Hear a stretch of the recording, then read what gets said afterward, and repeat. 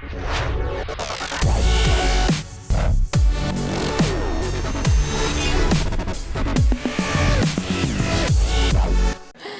in the Motovicity booth because there's a car that's turning my head. I think everyone's heads around here as we're seeing people stop and look right now. Cody, you're the owner of LoveFab, and I first want to touch on what LoveFab is. LoveFab is, we're a fabrication company. We build custom turbo kits, installations, engine builds, as well as EFI tuning. And also we're starting to dabble into building complete turnkey cars. And this car is crazy, everything about it. And you gave me just a really brief background that this car was built for Pikes Peak. And this is a race that you've tackled several times. I've seen some crazy crashes that I don't think I ever want to see again. But why are you getting back into this car, and why did you want to even build another one? Well, yeah, this is the Enviate hypercar. Basically, we built it for Pikes Peak for the unlimited class. I'm not one for racing with rules because rules create expense. I'm not a rich guy, but I do like to go fast, so figured let's build something as fast as I can afford, and so far we're here, so who knows what another few years will bring. So can you tell us a little bit about what Pikes Peak is?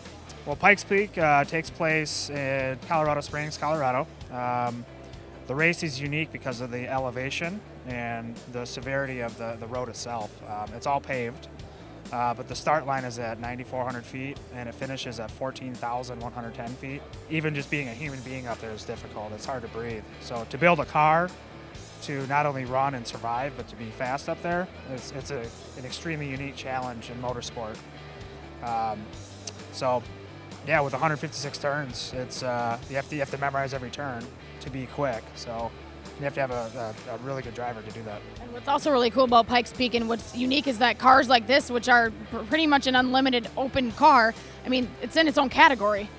Yeah, we decided to build for the unlimited class. I mean, there are different classes within Pikes Peak, but again, you're kind of spec racing. You could show up with a $4 million, Mazda or Koenigsegg or something like that. But so for me, at least with my organization, it makes sense to build something where there really are no rules to limit the build.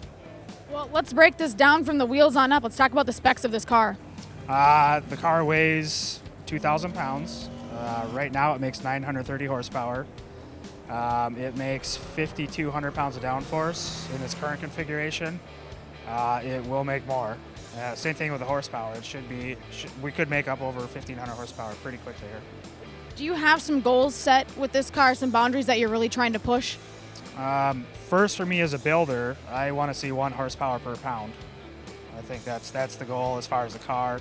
As far as accomplishments, our aim is overall win at the Pikes Peak Hill Climb, as well as hopefully a new record.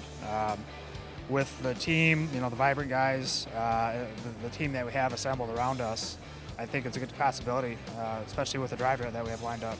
If you were to tell someone one thing about this car, maybe something super unique and something maybe like you wouldn't expect someone to know, what would that be? Well, the body was designed by somebody that works for an F1 team during their day job. So the aero is probably the most unique version of the car. And the power to weight ratio, I mean, it's ridiculous.